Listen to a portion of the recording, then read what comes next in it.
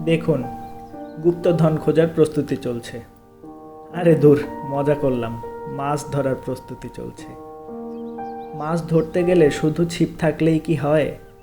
দরকার তো হয় ভালো টোপেরও। আর সেই টোপের খোঁজে নেমে পড়েছে আমার ছোট ভাই আলমুকির। নিজেদের বাড়ির নিচে লুকিয়ে থাকা পিঁপড়া বা উলি পোকার বাসা খুঁজে বের করছে সে। ধীরে ধীরে মাটি সরিয়ে সংগ্রহ করছে পিঁপড়া বা উলি পোকার ডিম। কাজটা আসলে দেখতে যতটা সহজ মনে হয় ততটাও সহজ না। এর পেছনে আছে সময়, ধৈর্য আর পরিশ্রম। শহরের মানুষ হয়তো এসব দৃশ্য খুব একটা দেখে না, কিন্তু গ্রামের জীবনে এগুলো এক একটা পরিচিত গল্প। দেখুন তো, কি সুন্দর একটা হাসি। এই হাসির মাঝেই আছে সরলতা, আন্তরিকতা আর আপন মানুষের ভালোবাসা। আসলে সম্পর্কের সৌন্দর্য বড় বড় উপহারে নয়, ছোট ছোট কাজেও প্রকাশ পায়।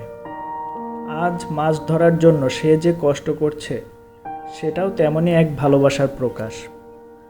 জীবনের সবচেয়ে সুন্দর মুহূর্তগুলো অনেক সময় এমন সাধারণ দৃশ্যের মাঝেই লুকিয়ে থাকে। মাটির গন্ধ, গ্রামের পরিবেশ আর আপনজনের সহযোগিতা সব মিলিয়ে তৈরি হয় স্মৃতির গল্প। এখন অপেক্ষা শুধু ছিপ ফেলা।